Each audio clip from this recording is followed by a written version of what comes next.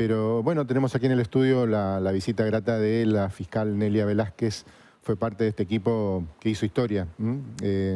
¿Sentís eso, Nelia? Buen día. Buen día. ¿Qué tal? Que, Buen que día. sos parte ya de la historia del trabajo de ustedes, básicamente, ¿no? Eh, por un lado, creo que todavía no dimensionamos lo que será a futuro este caso como precedente, pero sin dudas que ese sábado, al salir con el veredicto de culpabilidad, uno, uno impactado también por la forma de la reacción de la sociedad, sin dudas que es algo que marcó un antes y un después en la justicia chaqueña y sin dudas que en el país también. Ujú. En lo personal, ¿qué sentiste cuando escuchaste los veredictos? Bueno, yo estaba muy conmocionada particularmente ese día.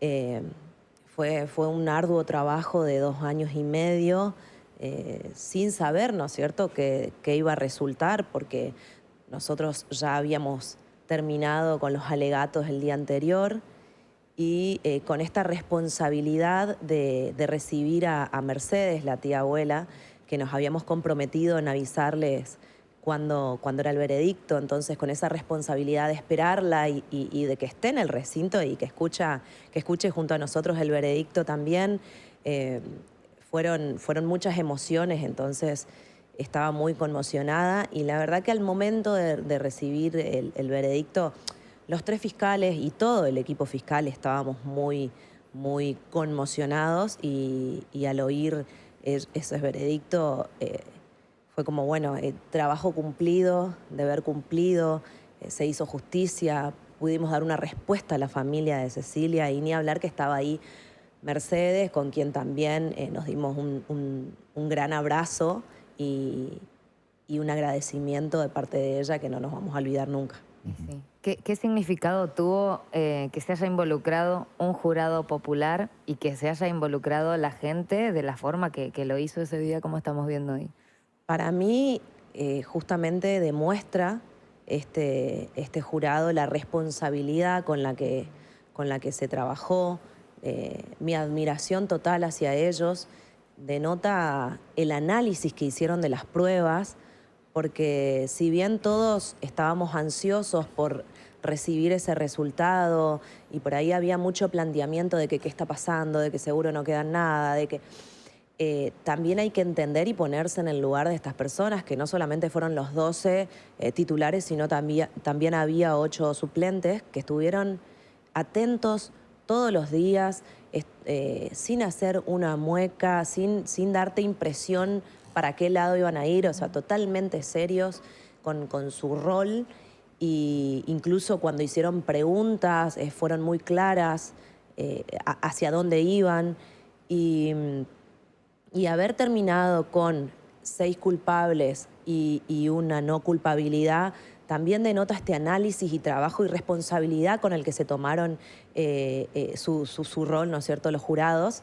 Y además el plus de decir que uno, en vez de ir por el encubrimiento agravado, que era la teoría de la fiscalía, fue un encubrimiento simple, es decir, hicieron un análisis exhaustivo, no solamente de las pruebas, de los testimonios que escucharon, de todo lo que se dio en el debate, sino también de las instrucciones, que por ahí se las lee y son un poco tediosas porque son largas, pero claramente la entendieron y las analizaron. Entonces, para mí, esto genera un impacto a nivel sociedad de decir, no solamente que hay que creer en la justicia y de que hay justicia en Chaco y que fue un antes y un después, sino que el sistema de jurados es importante tenerlo porque justamente hay que confiar en el pueblo, quien da un razonamiento muy completo y se toman el rol al momento de analizar las pruebas de manera tan responsable que me parece sumamente importante sostener que el jurado, primero que vino para quedarse y segundo que por algo nuestros constituyentes no lo habían planteado hace años atrás. Y es muy importante también resaltar que se está implementando en toda la Argentina. Y Cuando como nosotros fiscal hicimos una... Perdón, especializado. Fabri, no, quería acotar, ella decía cómo llamó esto la atención. Cuando hicimos una transmisión especial el fin de semana sobre la espera del veredicto, Recibíamos mensajes, Fabri, ¿te acordás? Nos sorprendían las procedencias, ¿no? Gente de Austria, España, Estados Unidos, México, Costa Rica, Chile, Uruguay, Venezuela, Sí. de todo el mundo llegaban mensajes. Y aún después, cuando hemos entrevistado a algunos especialistas analizando esto y a los fiscales, eh, mucha gente que ya comenzaba a hacer comentarios más finos, ¿no? Que era una cuestión de interés hasta jurídico, de ver cómo se resolvía este caso en un lugarcito del norte de la Argentina con tantas connotaciones especiales, ¿no? El hecho de que no había un cuerpo, que no había una autopsia, que estaban enjuiciadas personas que en su momento tuvieron mucho poder político y que era un juicio por jurados. Además, bueno, como fiscal especializada en la temática de género, nada menos esto, haberte involucrado, que te hayan designado y haberte podido involucrar en este caso y con esta resolución, ¿qué te significó, qué te marcó, digamos, para tu carrera, para tu especialización?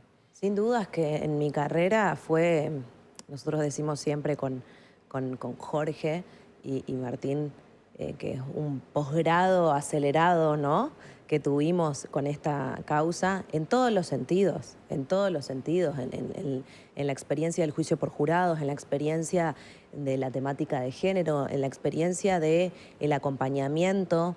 Por ahí impactó mucho este acompañamiento a la familia y la realidad es que nosotros desde las 4 fiscalías de género que hay en Resistencia, la idea y la implementación es esa, dar un trato distinto a la víctima de violencia de género, porque es una temática muy compleja, hay mucha retractación, hay muchos momentos donde se toman decisiones de denunciar, a veces no, a veces la familia está muy desesperada con que se actúe y la propia víctima no, y también hay que respetar las voluntades de las víctimas, porque a veces actuar puedes jugar en contra a la víctima, o sea, sobrepasar su decisión.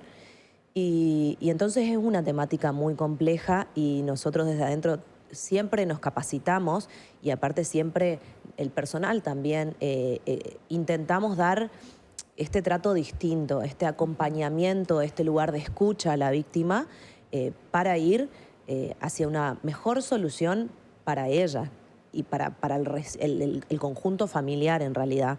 Entonces es como que desde ese lugar obviamente que te terminás involucrando, ¿no? En este caso en particular era imposible no involucrarte. Si bien no teníamos mucha comunicación seguida por ahí, yo me comunicaba mucho más con Mercedes que con Gloria, la realidad es que no se puede no involucrar con la familia. Sí, obviamente uno sabe que se trata del labor diario y que trata de dar lo mejor, pero realmente no te podés no involucrar. Y por eso el acompañamiento y también cuando Gloria fue una madre que obviamente estaba muy lastimada, sin dudas que es un dolor que a nadie le gustaría pasar, entonces al principio estaba muy enojada y fue más difícil esa comunicación y por suerte logramos sanar, digo yo, logramos hablar y entendernos los 3 fiscales en varias charlas que tuvimos el año pasado y esta última vez que vino pudimos dar este cierre de decir, de hablar, de pedirnos disculpas, de abrazarnos y de poder sellar, digamos, esa relación y que pueda llegar a confiar en nosotros, que nosotros lo único que hicimos es, desde el primer día, hacer nuestro trabajo y darlo todo. Porque, por ejemplo, cuando se cambia la calificación, el encuadramiento de la actuación de Merenciano y de Marcela Acuña, que de ser acusados de coautoría pasan a ser acusados de partícipes primarios. Bueno, esto fue muy cuestionado, criticado desde los medios. Gloria fue una de las críticas más duras, diciendo, bueno, se está preparando la salida de ellos en libertad y ahora, con el resultado a la vista, uno se pregunta si el jurado los hubiera encontrado culpables de una coautoría.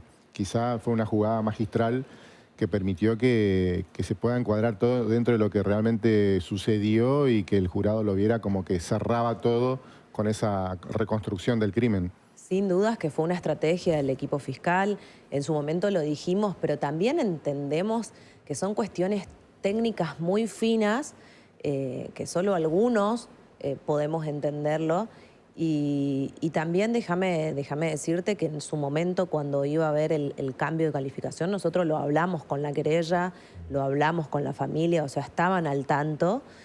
Sin dudas que después uno puede estar de acuerdo o no, Claro. pero nosotros eso también implementamos en esta causa particularmente. Siempre se notifica a la víctima o a la familia de la víctima las actuaciones y cada paso a seguir. El tema es que en esta causa en particular, tan mediática, se filtraba mucho la información, entonces tuvimos que implementar una forma de tener el resultado previo a nosotros, comunicarnos con las querellas o comunicarnos con la familia para avisar que esos resultados de ADN, resultados de pericias, para que sean ellos primeros los en enterarse y no que se enteren justamente por los medios. Y en este caso también el cambio de calificación, nosotros obviamente que primero nos instruimos, ¿no? Hablamos mucho, estudiamos mucho, nos instruimos mucho. INESIP nos ayudó un montón, bueno, la Asociación Argentina de Juicios por Jurados también, colegas, era mucho los lazos que generamos para que nos tiren idea y también para seguir creciendo y entendiendo este sistema de juicio por jurados, porque a quien teníamos que explicar nuestra teoría del caso era justamente a los jurados, ¿no? Y fue allí donde, bueno, si bien hubo otro entendimiento de la parte de la familia, nosotros entendimos que era la mejor estrategia y bueno, ahí están los resultados, digamos. Y de todo esto que mencionabas, cuando se iban conociendo las pericias, las pruebas, ¿qué fue lo que más te impactó en el transcurso de estos 2 años y medio? Bueno, yo particularmente me ocupé de la parte de los restos óseos, del reconocimiento, de cuando vinieron las antropólogas. También fuimos al allanamiento allá en el barrio Merenciano, donde encontramos el anillo, que en ese momento fue impactante también. Pero sí, el momento más impactante para mí de todo el transcurso de este tiempo fue el acta de reconocimiento de los elementos de los objetos de Cecilia, donde estaba presente Gloria y Mercedes, y realmente fue muy fuerte. Muy fuerte y para mí también y para todos los que estábamos ahí, estaban los defensores presentes también, todas las partes eran notificadas siempre, pero ese momento fue clave y fue muy fuerte para mí. ¿Cómo es ese acto? ¿Cómo es? ¿En qué consiste? Ese acto se llevó a cabo en el Instituto Médico Forense, lo hacíamos en un lugar filmado también, en una mesa donde vamos abriendo los objetos, son sobrecerrados, ¿no? Manteniendo la cadena de custodia, y vamos exhibiendo en la mesa al familiar. El familiar se acerca, mira y dice si reconoce, no reconoce, por qué, ¿no?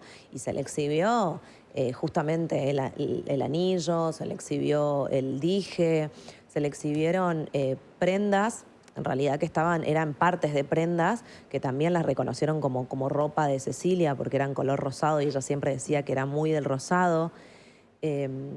Después también había una parte como de una guaya y de esas cuestiones de limpieza de cutis, y iban reconociendo y obviamente lo que significa reconocer objetos, ¿no?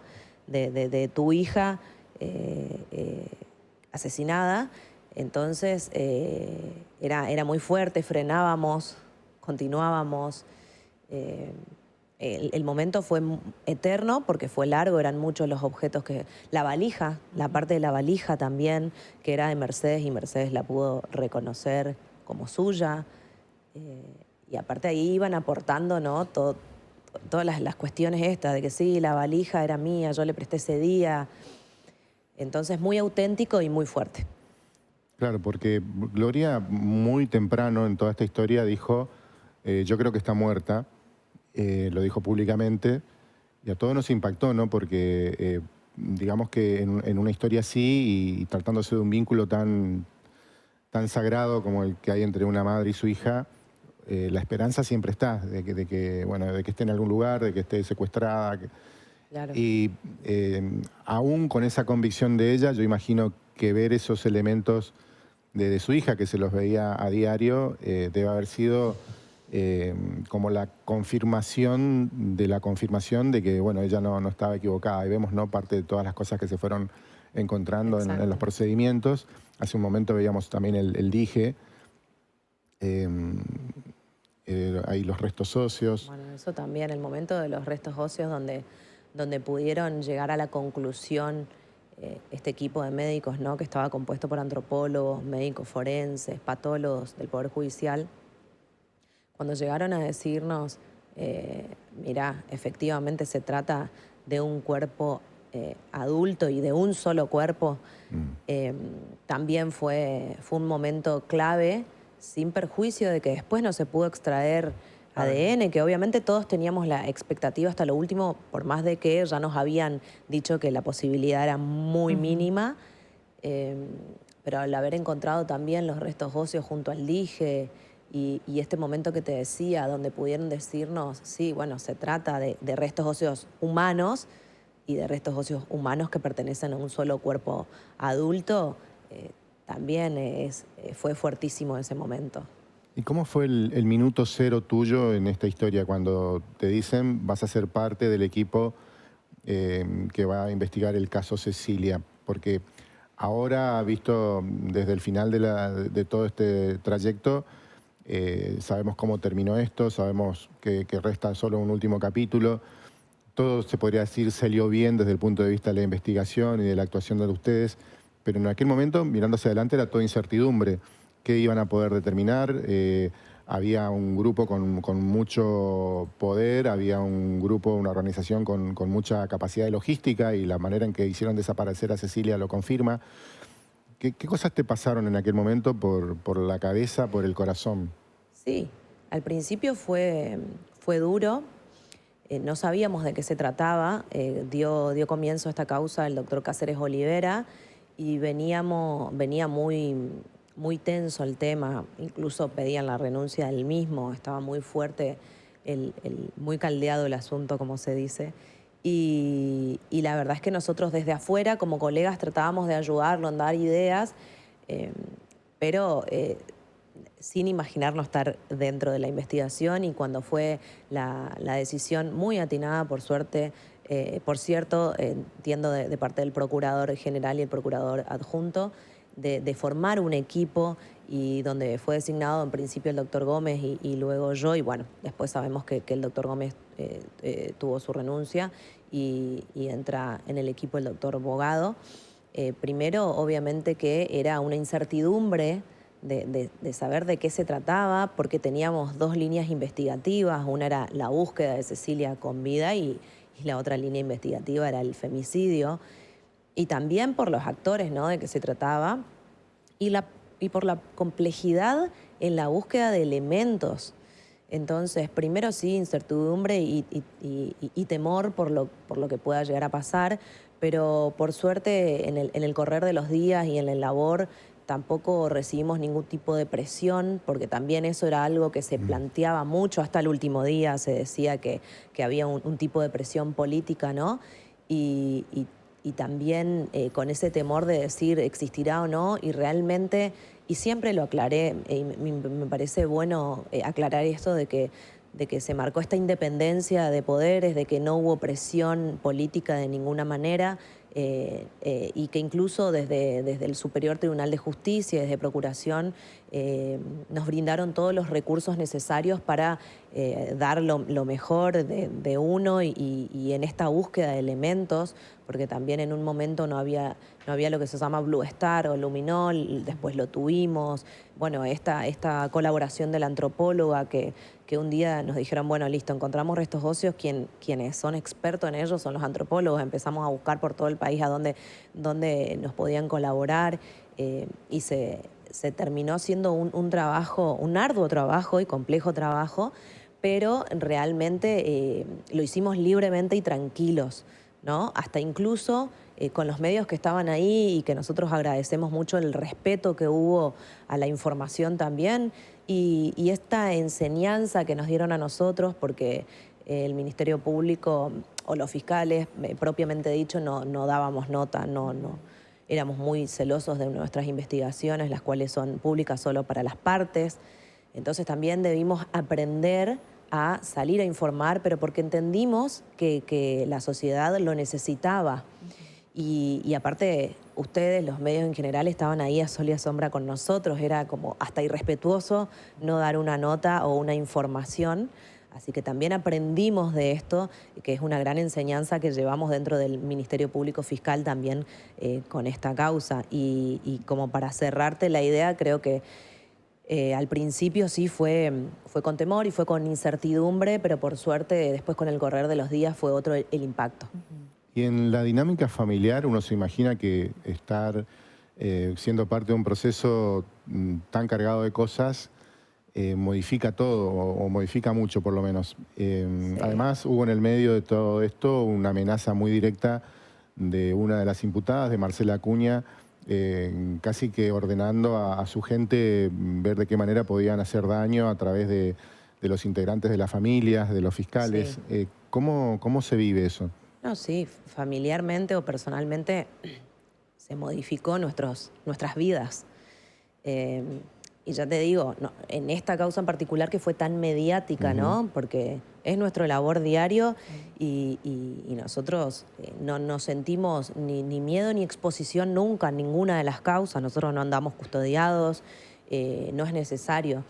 Pero sí pasó justamente aquí que hubo mucho revuelo, mucha mediatización y más esta amenaza que nombrás, que sí, obviamente nos llevó a hacer un cambio de vida en el sentido de, no sé, cerrar redes, de cuidarnos más. Y sin dudas, esto que yo decía en la conferencia de prensa, que sin una gran red de contención, que no solo es la familia, amigos, las mamis de la escuela, los papis, que estuvieron ahí al pie del cañón, y ya me emociono de nuevo, es imposible, ¿no? O sea, yo creo que sin una red de contención es imposible hacer este trabajo que nos llevó mucho tiempo y que fue muy complejo. Nosotros pasábamos, allá al principio, era horas interminables, ¿no? O sea, de un día para el otro tuve que salir de mi casa y el padre se tuvo que hacer cargo de la nena con los horarios, con la carga mental que conlleva a la madre y con todo eso, y que es duro también porque nosotras no sabemos ceder en la maternidad, pero sin esa responsabilidad y esta red de contención que te decía, familiar y de todo tipo, hubiese sido imposible. ¿Y cómo fue el encuentro con tu familia después del sábado al volver de la lectura de los veredictos? No, fue un momento, bueno, a la noche nos terminamos juntando todos muy, muy contentos, ¿no? Y ese abrazo de decir, bueno, se terminó. Sí. Y se terminó de la mejor forma, digamos. O sea, fue un momento de mucha liviandad de uno y de los familiares, decir, bueno, obviamente que orgullosísimos ellos, ¿no? Chochos todos, pero esto, mi forma de agradecer también, de decir gracias por haber estado ahí, porque si uno no tiene esta red de contención, es imposible. ¿Y qué sentiste cuando, bueno, siempre la gente critica a la justicia, lo hemos visto antes de iniciar la entrevista con hace falta justicia, a el abrazo de la gente esperándolos afuera después del veredicto? Ese fue el clic que vos dijiste, lo hicimos bien. Claro, eso fue una locura. O sea, porque nosotros salimos como salimos todos los días, digamos, ¿no? De un debate o de un juicio con un resultado. Pero la gente estaba ahí esperando, aplaudiéndonos, abrazándonos, nos pedían fotos. Es algo fuera de lo común en nuestra vida, ¿no? El caminar por la calle y que te agarren la mano y te digan, doctora, fuerza, está siendo bendecida. Realmente es fuerte y es gratificante también porque, bueno, se pudo visibilizar el trabajo que hacemos, que uno hace lo que puede, porque así esta causa es el gran ejemplo de cuando no hay pruebas, o sea, de lo difícil que es recolectar las pruebas y que en el derecho penal y nuestra labor es sumamente necesario basarnos en pruebas. Y también lo decía en una nota que hay más en la temática de violencia de género, no hay testigos de carácter directo y eso es lo que lo caracteriza, digamos. Generalmente está la pareja y nadie más, entonces hay que ampliar la visión y hay que ampliar la búsqueda de elementos para poder concatenar este rompecabezas que se ha utilizado tanto en el alegato para que se entienda el hecho sucedido, ¿no? Y creo que eso fue tomado con mucha responsabilidad, nuevamente, reitero, de parte del jurado y mi admiración por ello. El hecho de que en este proceso también tú estuvieras desarrollando un embarazo, genera una sensibilidad aparte, si bien es un trabajo técnico, también, bueno, son personas, ¿no? ¿Eso también te modificó la manera en que te involucraste con todo esto? Yo creo que sin dudas seguramente ha hecho su parte, ¿no? El embarazo, pero te digo que estábamos todos emocionados. O sea, estaba Jorge Cáceres Olivera, Martín Bogado y todo nuestro equipo al momento del veredicto estábamos todos muy emocionados. Quizás a mí se me vio expresarlo, ¿no? Pero por eso, porque fue el momento donde decir, bueno, fueron 2 años duros. Hubieron muchas piedras en el camino, hubieron muchas críticas, mucho descreimiento de parte de no solamente de la sociedad, sino en general. Entonces decir, bueno, deber cumplido, llegamos y demostramos de que todo este tiempo lo que hicimos es solamente nuestra labor y tratar de llegar a este final. Y entonces eran como muchas emociones juntas. Uno imagina que esas horas finales, antes de que el jurado dé sus veredictos, debe haber sido una locura vivirlo, ¿no? Porque no sé si ustedes estaban al tanto también de todo lo que se decía afuera, incluso en los medios, ¿no? Bueno, si están demorando tanto es porque están cocinando un arreglo, porque van a salir... Eso siempre se dijo, sí. Sí. Por eso ¿Pero ustedes digo, seguían eso o estaban como tratábamos aislados? de no seguir.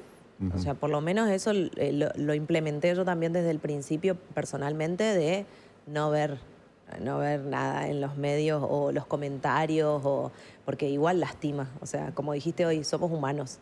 Y no estamos acostumbrados a esta exposición, entonces sí lastima. Y fue una forma de decir, bueno, y lo hicimos más o menos los tres, a esto de tratar de no seguir. Obvio que nos enterábamos. Obvio que nos enterábamos de estos comentarios y duelen, o sea, duelen porque uno trata de hacerlo mejor o por ahí pasaba de que gente que esté hablando alrededor de uno diga, esto queda en la nada. Y uno por dentro diciendo, lo estoy dando todo. O sea, pero bueno, también esto marca el sistema de juicio por jurados, porque una cosa es lo que se dijo afuera durante estos 2 años y medio, y lo que se decía afuera ahí, y otra cosa es lo que realmente se demostró en el debate y las valoraciones que entendíamos que debían hacerlas o cómo debían hacerlas en base al alegato, digo, y el jurado lo tomó con responsabilidad, así que se entendió eso. ¿Qué le dijiste a Mercedes, a la abuela de Cecilia, ese sábado, cuando ya sabían el veredicto? Ese sábado al principio la llamé cuando teníamos veredicto, porque cada uno estaba... yo justo me había ido a almorzar y estábamos ahí cerca. Entonces, cuando me llaman, yo lo único que recordé era esta responsabilidad de llamarla, porque yo le había dicho, quédate en tu casa, Mercedes, tranquila, y después te llamo. Entonces, cuando la llamo, no entendía nada Mercedes todavía también, porque justo se había recostado y después era el esperarla, el apurarla, el decir, bueno, está cerca, cada rato con el teléfono llamándola. Pero una vez que estuvo el veredicto, ella se acercó a nosotros y nada, nos abrazamos y obviamente que demostró su gratitud.